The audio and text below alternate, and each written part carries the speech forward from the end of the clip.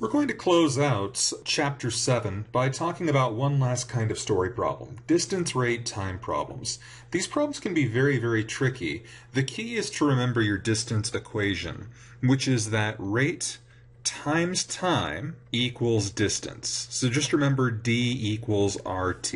And the way we do these problems is by looking at how each little mini distance combines to make our main distance. For instance, if we have two things traveling in opposite directions, and d1 represents the first distance and d2 represents the second distance, then at any time we could add those and get the total distance.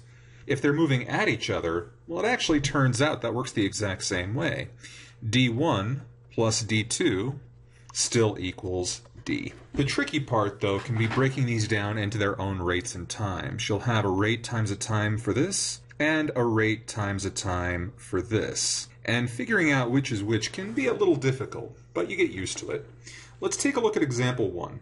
Brian and Jennifer both leave the convention at the same time, traveling in opposite directions. Brian drove 35 miles per hour and Jennifer drove 50 miles per hour. After how much time were they 340 miles apart? So again, we have this same sort of situation where we have two people driving in opposite directions. I will have Brian go to the left here, and I'll have Jennifer go to the right. I'll call Brian's distance d1 and Jennifer's distance d2. And now it says Brian drove 35 miles per hour, Jennifer drove 50 miles per hour. They left at the same time, so their times are both t. Brian's rate is 35, and Jennifer's rate is 50. We know that their total distances, d1 plus d2, equals 340. Our expression for Brian's distance is 35t. Our expression for Jennifer's distance is 50t. So we're really saying here that 35t plus 50t is equal to 340. Now all we really have to do is just solve this and we're all set. 35 plus 50 equals 85t. That equals 340. We divide by 85, and this works out to a nice number. It actually turns out 340 divided by 85 is exactly 4. So they were 340 miles apart after 4 hours. Example 2. Now example 2 is similar, except this time our two people are coming at each other. And here in this case we have Maria and Tristan, and they're heading towards the same point. It says here Maria is biking 6 miles per hour faster than Tristan. I'll put Maria on the right and Tristan on the left.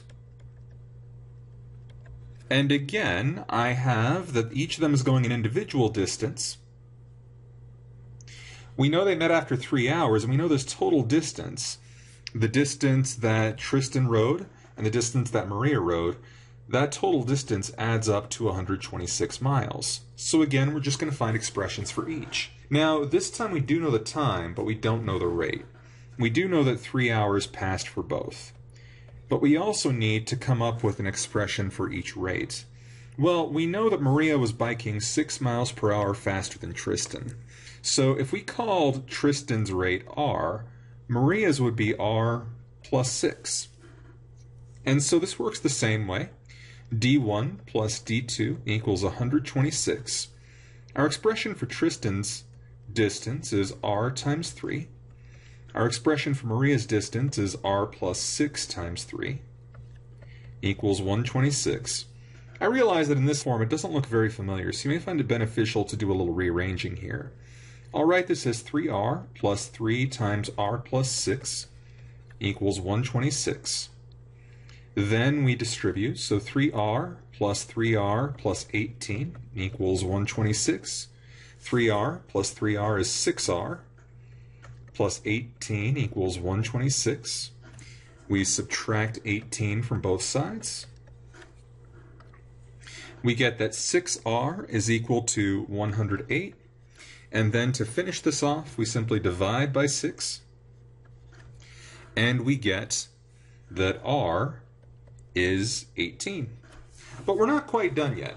We know that Maria's rate is r plus 6. We know that Tristan's rate is simply r. They asked us how fast did each ride? Well, Maria's rate would be Tristan's rate plus 6, which would actually put it up to 24. So Maria was riding 24 miles per hour, Tristan was riding 18 miles per hour.